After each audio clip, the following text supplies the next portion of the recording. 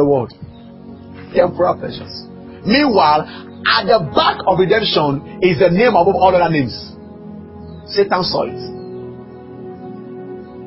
Temporal pleasures.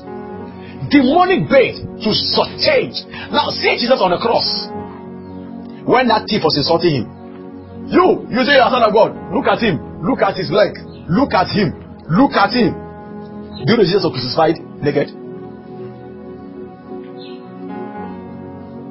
All the picture we see just to cover our eyes. Look at him. Now you are naked like we are also naked. Yeah, you see, a son of God. Because the effect of sin is nakedness. When Adam sinned, he became naked. So he just carried the sin. He was stripped naked. Anyway, let's do something else. You see, now Jesus could have told himself, "Man, I'm the Son of God." Come out himself. Then come out to prove that there are some things you prove. He said in Shiro that he said, you can do miracles to the glory of the devil. You can manifest power to the glory of the devil. If Satan is the one pushing you to prove yourself, I'm also anointed. Let me do to God, I'm also anointed. You are glorifying him, not God. Jesus could have done that to prove himself.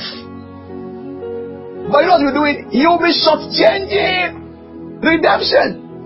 Redemption wouldn't have occurred. Never. It took emotional capacity for Jesus to give himself to be crucified, to be arrested. Emotional strength. You know that when the road you are going is towards death, and you still give yourself. Man, it takes some emotional. It's not spirituality. No. From the Garden of Gethsemane, God has given Jesus the freedom to release his godship or his godness and then operate fully in his humanity. That's when he began to feel the agony, the pain.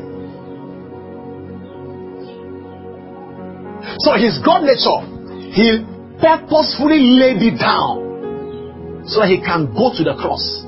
Because you can't crucify God. You can't. You can't. He let go of his God nature so he can go to the cross on our behalf willfully. It takes emotional strength to do it. No physical strength, not spiritual strength, no mental strength, emotional strength. Because the torture that followed was not easy. You know, was where I watched the movie Passion of Christ. Watch the movie, I was in tears. And I cried. Emotional capacity to notice that the road of destiny I'm about to enter, there is pain on the way, sir. It's not butter and bread. It's not a motorway. No. It's Chiblo Road. The road of destiny is not motorway. It's what? Agblazer Road, rather. Hallelujah. It's Agblazer Road. Man, it's Agblazer. It's not motorway. It's not smooth. It's rough. You see, that is why people cannot let go of what they are doing to pursue God's plan for them. Because when they see the pain, I love myself. The pain. It takes emotional capacity to withstand the pain. Still carry the cross, heading towards your destiny of exploit. You will get there.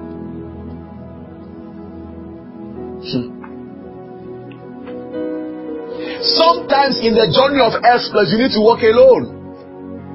Oh yes. The journey of exploits most of the times are lonely paths. People can be around you, but nobody understands what you are feeling. You can be very lonely in a journey. It can be extremely lonely. You need emotional capacity to still sustain it and still be going without complaining. You want to know exploit? These are the keys. Yeah, is it? Nobody is it. Receive exploit, amen. Go and do exploit, amen. You don't prophesy on people. I am putting the keys into your hands. When you operate these keys, you are sure of the future.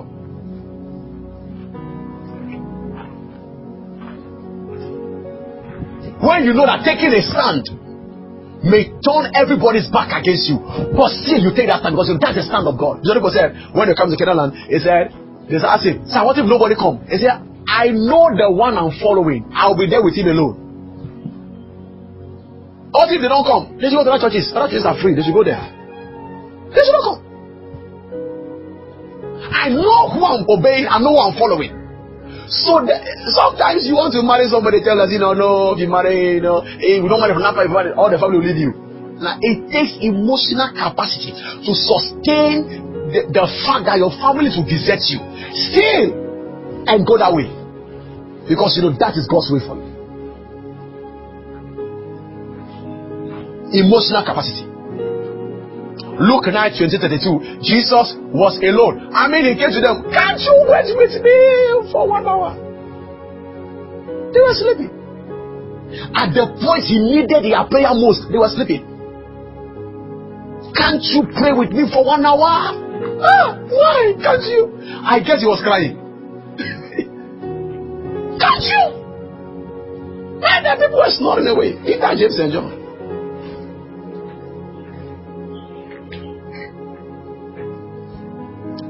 It takes emotional capacity. Someone look up to me at the crucible of YOF when we were about to zoom on. Preparing heavily to go. Came and said, "Sir, I want to leave YOF." This person of somebody I so much love. I said, okay. We thank God. Praise God. God bless you. He was shocked. Surprised, flabbergasted, perplexed. How can he say okay to that kind of big statement? Because he knows that stepping out or moving out will be a great shock to me. But he never shook me 1 centimeter. I have the emotional capacity where I learned it from my father. When men go, don't go with them. Stay. The going of men shows your need for me. Stay.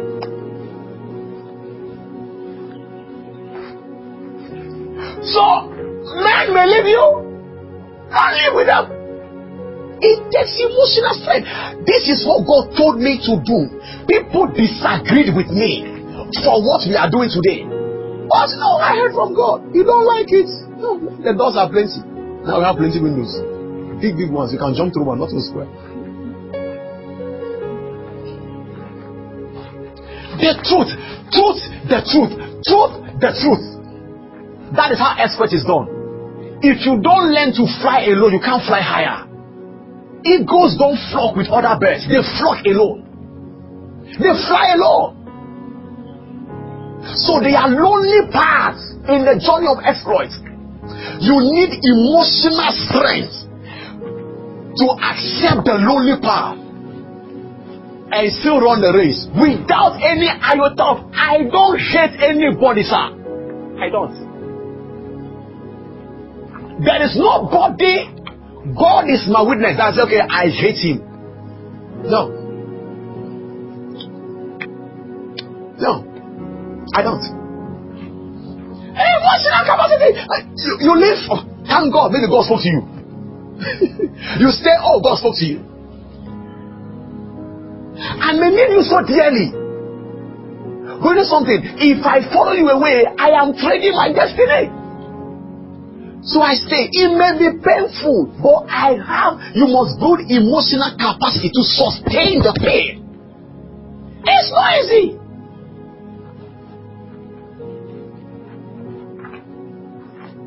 To sustain the pain and still forge ahead as if nothing ever happened. Listen to me. I study people.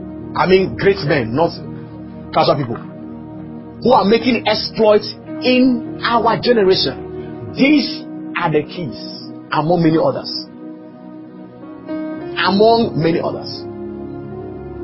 It's not only about spirituality, it's not only our mentality, is also a lot about emotionality, because exploits you know what denied Moses entry to Canaan? Lack of emotional capacity. Israel was frustrating him, but he got angry. Wow! God said, you hit me, you don't enter again. You need the emotional stability to love those who are unlovable, to love those you have poured your blood out for, and still they spit in your face. To love those you love so dearly and they still despise you. Emotional capacity. Because without love, there's no respect for you. Oh, people have sacrificed my life for, they despise me. It doesn't move me. I still love them genuinely from the heart of God. Why? I'm not doing them a favor. I am privileged to love them. It's a privilege. It's a privilege. So you want to do exploits? Build emotional capacity. Because the journey is rocky. Is what? Challenges are only a proof that you are on a path going somewhere and oppositions want to obstruct your way. So when you face challenges, it's not a time to be looking back. Lack of emotional capacity destroyed John the Baptist. Matthew 11 verse 2 and 3. John was in prison, and then sending Jesus to come and rescue him, because one, Jesus was his cousin, and two, he ordained Jesus into ministry. So come on, I know you will save me. 1 week, 2 weeks, 3 weeks, no show. He called his disciples, go and ask that boy whether he is a Messiah or I should look for somebody else, because I thought you saved me. And Jesus said, blessed is whoever is not offended in me. John the Baptist lost his head because of emotional incapacity. That is why in your emotional downturn, be careful what you say. They be against you.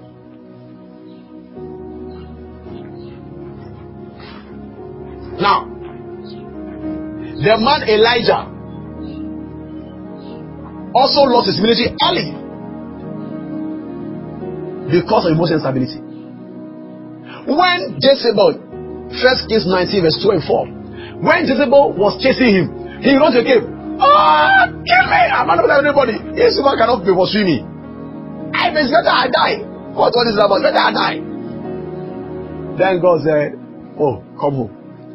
You want to die? Come home. Don't die with a woman's sword. Or don't commit suicide. Let me take you home. It was not God's plan for Elijah to go that time. It was Elijah's desire, because of emotional instability. So your adventure into exploit can be terminated early because of that. You know, sometimes just look to me. You know, there's a direct relation between Elijah and John the Baptist. Luke 1:17. John the Baptist came in the spirit of Elijah, so he carried the spirit of giving up.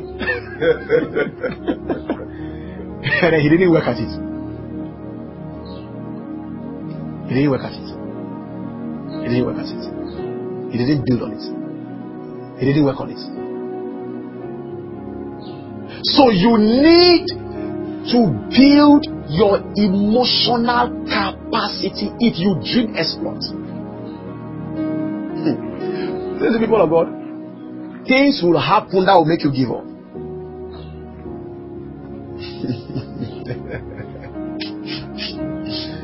The first book we want to publish towards academic excellence, I sold my laptop to go and do the book. The printer chopped the money. My laptop was gone, the book was not printed. It was enough for me to give up. Was it enough? I said, for here, book must be published. We have 6 now, and still counting. These ones would never have been here if I given another time. We did conference deck before, it was 3 of us. Me, you, Rev. Your wife didn't even come. But you know, the preaching never reduced one tempo. No, never reduce. Never once reduce. Don't say, okay, let's reduce this more because we are only 3. Like I was preaching with fire and brimstone. It takes, you know, Rebel will come and say, my brother, you have capacity, you are strong. And so preaching hot on this thing. He said, I thought you would try to readjust the revelation. I said, no, the revelation is hot. Hey! For you don't reason anything. Emotional strength.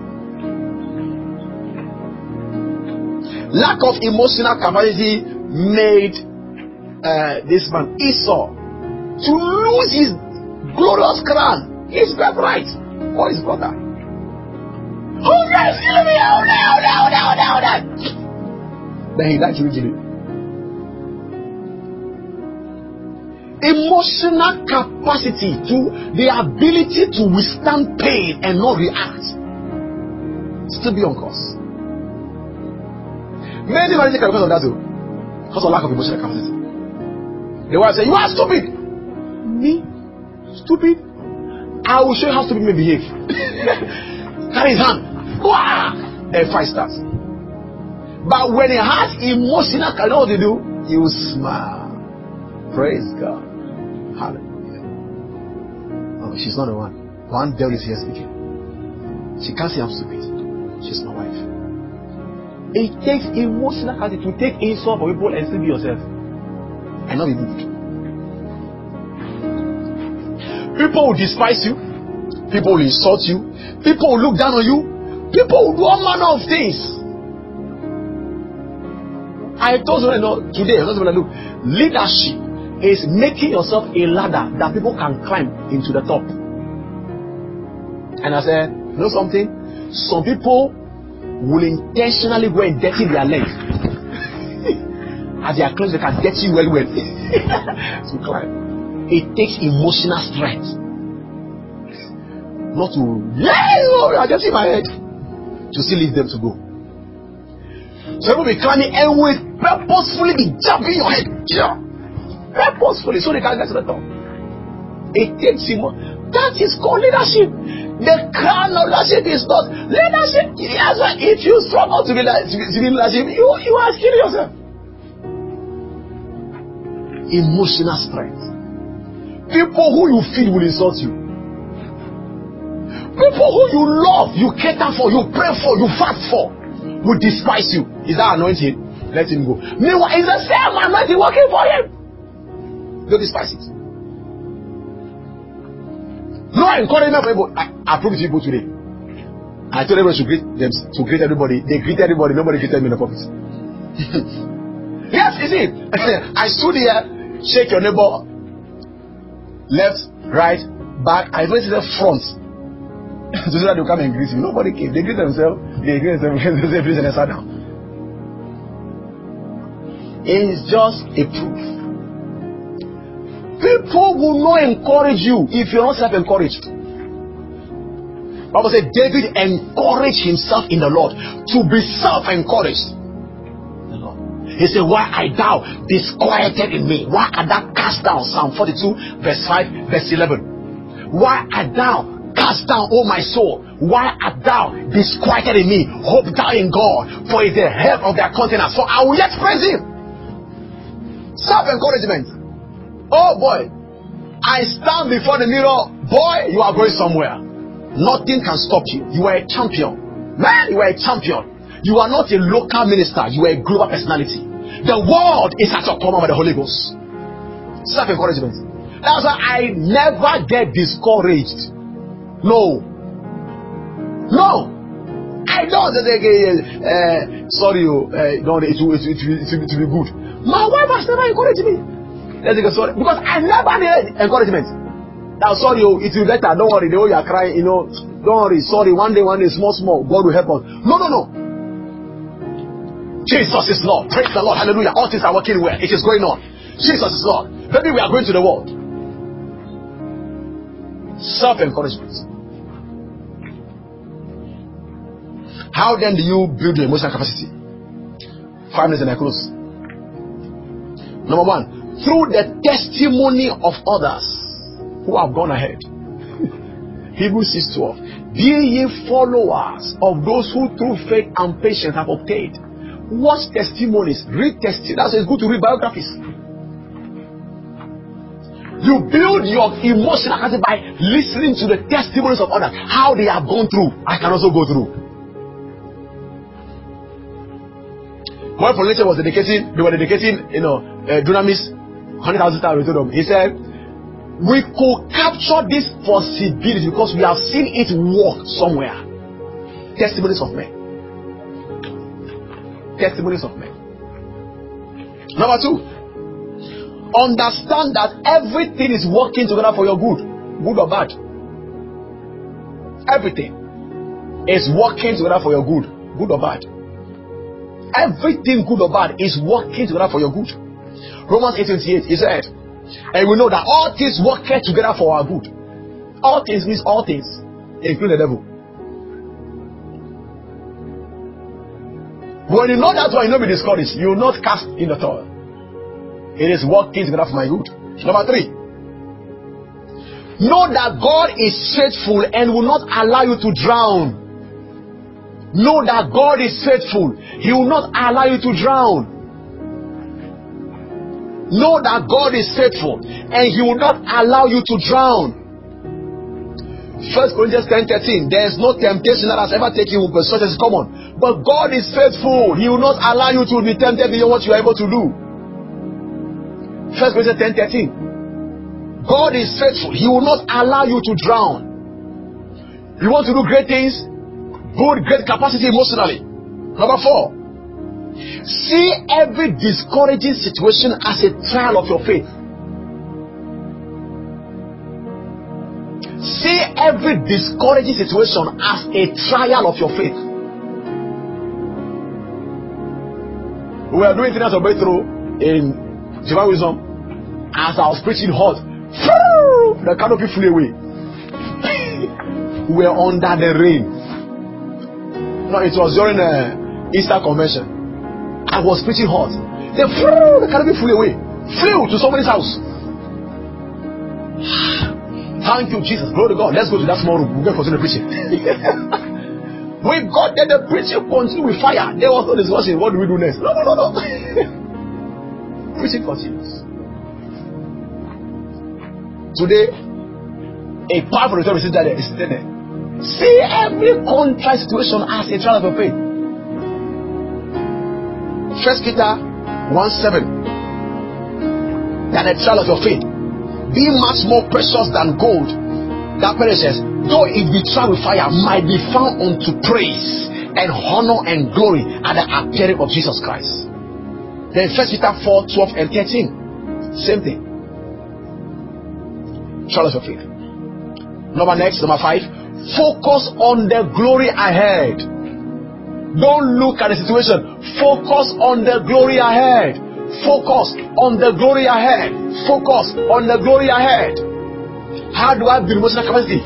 Focus on the glory ahead. Hebrews 12:2. Looking unto Jesus, the author, the finisher of faith, who for the glory ahead despised the cross and the pain.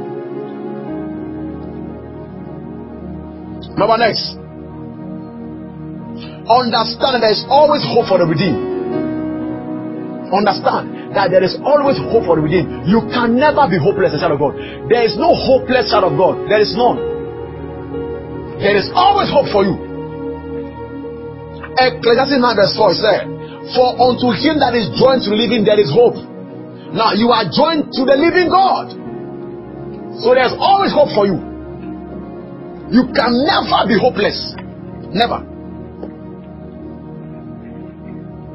Then finally, learn to encourage yourself. 1 Samuel chapter 13:6.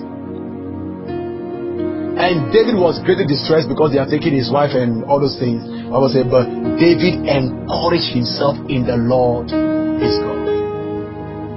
Psalm 42:5 and verse 11. And said, why art thou cast down, O my soul? And why art thou disquieted in me? Hope thou in God, for I shall yet praise him. For it's a help of my countenance. Psalm 42:5 and verse 11. emotional capacity. People build spiritual capacity, mental capacity. That's why the least puncher on their tie on the journey, they give up. Giving up not because devil attack you, because devil played on your emotions. People give up on marriage because like that. People give up on business because it didn't work. I'm not sure it can work. Who told you? Build emotional capacity. That is the only way to sustain the race. The only way, sir. Situations will happen, winds will blow, storms will come, rain will fall, things will happen to discourage you. Papa said that when they were doing the Pst Tabernacle, one time when they put the trusses, the 2 trusses, the 2 of them fell down. This one, bad, they thought they were the ground. The question, sir, they said, we say it can't happen. You didn't believe us. The thing has fallen. They say, who's sorry? Say nobody. Say bring it to pieces, cut it to pieces. No, nobody can tell you sorry. Before tomorrow, please another one. Tomorrow, please another one. He refused to be discouraged. That's the exploit. In the journey of exploit, you will meet turbulent waves. Jesus Christ woke up from the boat when there was turbulence. He said, please be still. Let's continue. He didn't say, let's turn back because there's more storm ahead. Continue to the man. You are going places. You are going places. Please, especially build it by reading testimonies of men. It will help you know how to navigate your way through. It will help you know. Rise to your feet. Put your hands together for Jesus. Hallelujah. Better.